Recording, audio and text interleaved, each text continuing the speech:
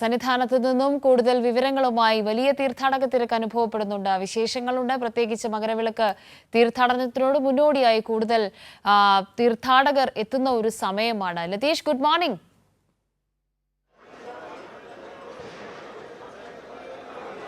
Morning Kavya. ക്രമീകരണങ്ങളും നിയന്ത്രണങ്ങളും കൂടുതലായി ഏർപ്പെടുത്തേണ്ടുന്ന ഒരു ഘട്ടമായി കഴിഞ്ഞിരിക്കുന്നു. മകരവിളക്ക് ദർശനത്തിനായി കൂടുതൽ തീർത്ഥാടകർ എത്തുന്ന ഒരു സമയമായി. നേരത്തെ PS പ്രശാന്ത് പറഞ്ഞതൊക്കെയും നമ്മൾ കേട്ടു. അവിടെ എത്തുന്ന ഓരോ മനുഷ്യരുടെയും ഭാഗത്തു നിന്നുള്ളൊരു പ്രതികരണം എങ്ങനെയാണ് ഈ ഒരു ഘട്ടത്തിൽ? ഇത്രത്തോളം തിരക്ക് വന്നിട്ടും ദർശനം സുഗമമാണ്.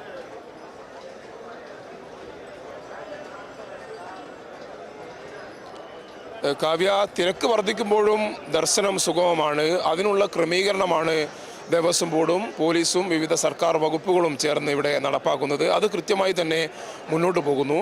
നിലവിൽ വെർച്വൽ ക്യൂ ബുക്കിംഗ് 70,000 ആയിരുന്നു ദിവസവും ഉണ്ടായിരുന്നത്. അത് 50,000-ആയി പരിമിതപ്പെടുത്തുന്നു. ഇന്ന് മുതൽ 50,000 പേർക്കാണ് വെർച്വൽ ക്യൂ ബുക്കിംഗ് വഴി സന്നിധാനത്തേക്ക് എത്താൻ കഴിയുക. ഒപ്പം സ്പോട്ട് ബുക്കിംഗ് 5,000-ആയി പരിമിതപ്പെടുത്തിയിരിക്കുന്നു. സ്പോട്ട് ബുക്കിംഗ് എല്ലാം 20,000-നും 25,000-നും ഇടയിൽ ദിവസവും വരുന്നൊരു സാഹചര്യം നിലവിലുണ്ട്. ഇനി മുതലുള്ള ദിവസങ്ങളിൽ നിയന്ത്രണം ഏർപ്പെടുത്താനുള്ള ഒരു പ്രധാന കാരണം എന്ന് പറയുന്നത് തീർത്ഥാടകർ ഇന്നലെയും ഇന്നുമൊക്കെ സന്നിധാനത്തെത്തുന്ന തീർത്ഥാടകരിൽ വലിയൊരു വിഭാഗം സന്നിധാനത്ത് തന്നെ തങ്ങുന്ന സാഹചര്യമുണ്ട്. കാരണം 14-നാണ്, ചൊവ്വാഴ്ചയാണ് മകരവിളക്ക് ദർശനം നടക്കുന്നത്. മകരജ്യോതി ദർശിക്കുന്നതിനായി കൂടുതൽ തീർത്ഥാടകർ സന്നിധാനത്ത് തന്നെ തങ്ങുന്ന സാഹചര്യമുണ്ട്. അതുകൊണ്ടാണ് ഈ സന്നിധാനത്തേക്ക് എത്തുന്ന തീർത്ഥാടകരുടെ എണ്ണം പരിമിതപ്പെടുത്താനുള്ള തീരുമാനം വന്നിരിക്കുന്നത്. 3-3.5 ലക്ഷം അല്ലെങ്കിൽ 4 ലക്ഷത്തോളം തീർത്ഥാടകരെ മകരജ്യോതി ദർശനത്തിനായി സന്നിധാനത്ത് ദേവസ്വം ബോർഡ് പ്രതീക്ഷിക്കുന്നുണ്ട്. അതിനനുസരിച്ചുള്ള ചില ക്രമീകരണങ്ങളാണ് ഇന്നു മുതൽ ഏർപ്പെടുത്തിയിരിക്കുന്നത്.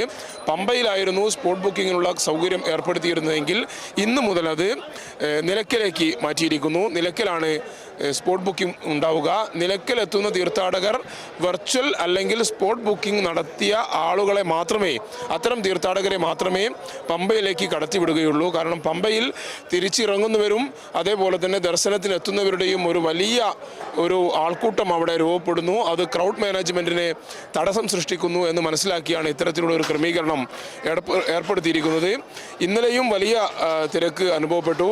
ഇന്നലെ 86,547 തീർത്ഥാടകരാണ് ദർശനം നടത്തി മടങ്ങിയത്. അതിൽ സ്പോട്ട് ബുക്കിംഗ് വഴി 23,025 പേരും കാനനപാത വഴി 3,382 തീർത്ഥാടകരും സന്നിധാനത്തേക്ക് എത്തി.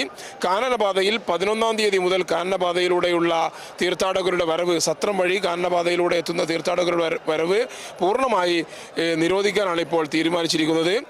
കൂടുതൽ സ്ഥലങ്ങളിലേക്ക്, അന്നദാനം ഉൾപ്പെടെ കൂടുതൽ സ്ഥലങ്ങളിലേക്ക് ഏർപ്പെടുന്ന അടക്കമുള്ള കാര്യങ്ങളും ദേവസ്വം ബോർഡ് പ്രഖ്യാപിക്കും എന്നാണ് നമുക്ക് മനസ്സിലാക്കാൻ വേണ്ടി കഴിയുന്നത്. എന്തായാലും ഇന്ന് ഇവിടെയുള്ള സന്നിധാനത്തെ തിരക്ക് നിയന്ത്രിക്കാനും മകരവിളക്ക് ദർശനം സുഗമമാക്കാനുമുള്ള ക്രമീകരണങ്ങൾ വിലയിരുത്തി അത് മാധ്യമപ്രവർത്തകരോട് പങ്കുവെക്കുന്നതിനായി ADM-ന്റെ വാർത്താ സമ്മേളനം 10 മണിക്കും ദേവസ്വം ബോർഡ് പ്രസിഡന്റ് PS പ്രശാന്തിന്റെ വാർത്താ സമ്മേളനം 11 മണിക്കും സന്നിധാനത്ത് നടക്കുന്നുണ്ട്. എന്തായാലും ഇനിയുള്ള ദിവസങ്ങളിൽ കൂടുതൽ തിരക്ക് പ്രതീക്ഷിക്കുന്നു. ആ തിരക്ക് നിയന്ത്രിക്കാൻ ആവശ്യമായ നടപടികളുമായാണ് ഇപ്പോൾ ദേവസ്വം ബോർഡ് മുന്നോട്ട് പോകുന്നത്. കാവ്യ.